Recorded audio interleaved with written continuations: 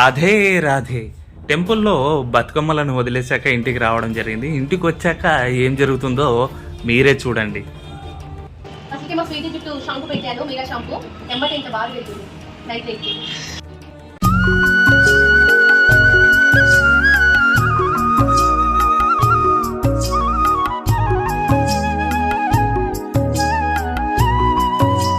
అయితే బతుకమ్మ పండగకి మేము చేసిన వీడియో అంతా చూశారు కదా ఫ్రెండ్స్.